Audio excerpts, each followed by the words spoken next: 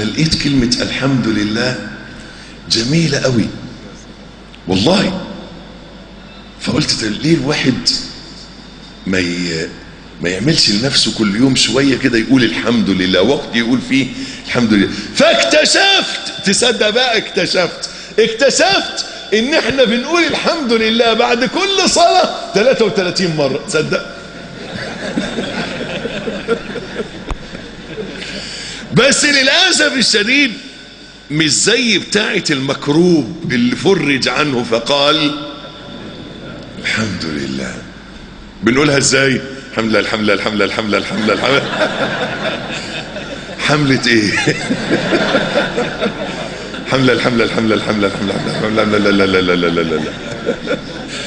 قل الحمد لله. دي الامر.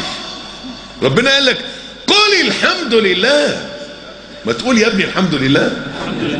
الحمد لله، بس الحمد لله قولها صح.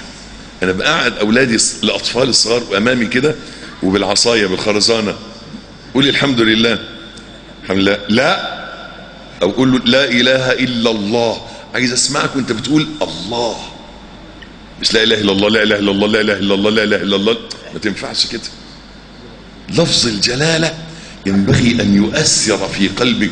من قال لا اله الا الله مخلصا من قلبه دخل الجنه. اللهم ارزقنا الجنه يا رب. فلذلك لما تقول الحمد لله قول الحمد لله الحمد لله الحمد لله، مش الحمد لله الحمد لله الحمد لله الحمد لله. ما ينفعش. وانا بشوف صوابعكم وانتوا في ختام في اذكار الصلاه. سبحان الله. ايه يا عم رايح فين؟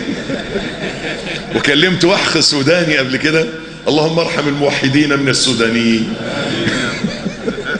كلمته قبل كده وانا قاعد جنبيه بعد الصلاه وقاعد يعمل كده يعمل كده، فقلت له انت بتقول ايه؟ قال لي هو فهمني.